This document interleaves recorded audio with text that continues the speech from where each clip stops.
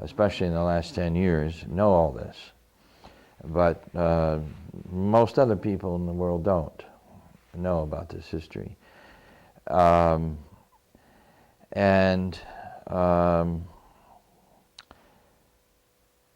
Because Japan was so adamant that the Koreans remain compliant, the Japanese administrators, the colonial administrators, were very repressive. And Koreans had to adopt Japanese dress, Japanese haircuts, and they had to learn the Japanese language. And you were punished if you continued to speak Korean, for example. This is how systematic and total was this domination. So then I want to jump to World War II.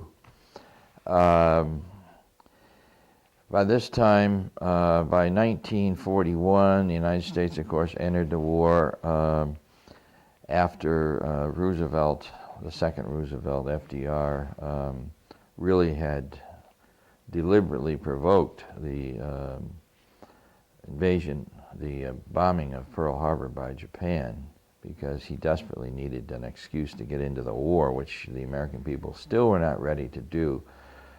They had not responded to Hitler and Nazi Germany's invasion of Poland or Czechoslovakia or France, or the systematic persecution of the Jews. That was not of interest to the United States. But there was a lot of reasons economically for the United States to enter the war, because the New Deal had not rescued capitalism. Capitalism was still in trouble, and Germany was becoming a premier capitalist power. And so Roosevelt knew he had to get in the war somehow, on the side of the British, our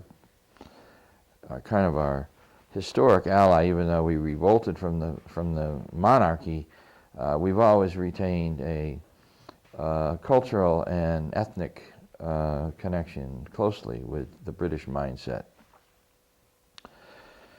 So after we entered the war, comes 1944, when it was becoming obvious that the Germans were going to lose the war in the European front. And there was this discussion about what was going to happen after the war, even in anticipation that Japan was going to lose the war as early as 1944. Discussions, what's going to happen after the war if the Allies win? And so there was this very historic meeting at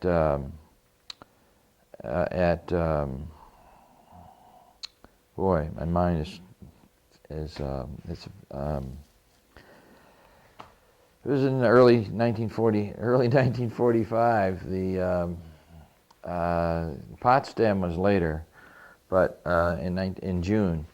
But at this conference, Stalin and Roosevelt and Churchill were discussing what was going to happen, how were they going to finish off the war, and what was going to happen after the war. And at that point, Stalin agreed to a request of Roosevelt that the Russian forces would enter Manchuria and Korea 90 days after the surrender of the German forces, which was anticipated that spring. And so on, when was it, May 8th or something, the Germans surrendered. And so the battles in Europe were over, but the battles in Asia were not, with the Japanese. They controlled much of the territory of China, Vietnam, Korea, Thailand, and so forth, Philippines, parts of Indonesia. So we did not want to lose a lot of more American boys. So The fact is that on August 8th, which was exactly 90 days after the Germans surrendered, Russian forces entered Manchuria and into North Korea to rid that area of the Japanese. However, there had been a very significant event that had happened about the time of the Potsdam Conference in July. And that was the successful test of the first atomic bomb at Alamogordo, New Mexico.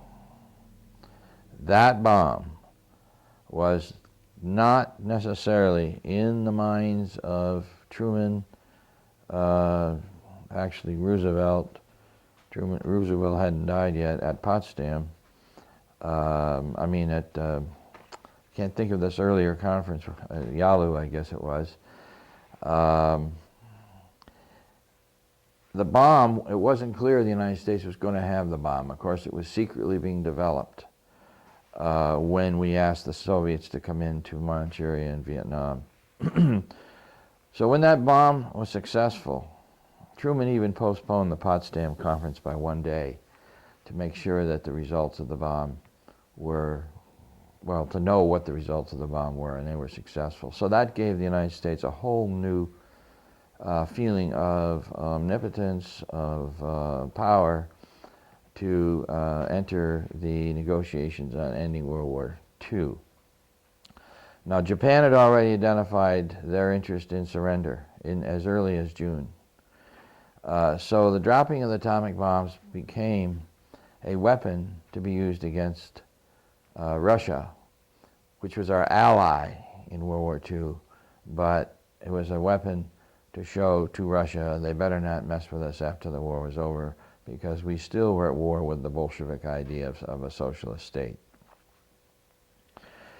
So the Russians enter Manchuria and Korea on August 8th, and we can see that the Russians are likely now going to be able to legitimately claim the Korean Peninsula as part of their territory, as a payoff for having helped us, the United States and Britain and France, rid Asia of the Japanese forces. So on August 11th, two colonels at what was just the new Pentagon, Colonel Rusk, who later became Secretary of State, and Colonel Bonesteel, were instructed to create a line in Korea which would demarcate a portion in which we would allow the Russians to have, and below that line, south of that line, would be the United States territory. And so this line was roughly developed along the 17th parallel. I still think it's strange, and I don't know if I know all the ins and outs of the history, that Stalin assented to this. So, unbeknownst to the Korean people, a line was drawn in Washington, D.C. That was to establish a post-war demarcation between the Koreans north of that line, which ultimately became called North Koreans, and the Koreans south of that line that came to be called South Koreans. That was to be a temporary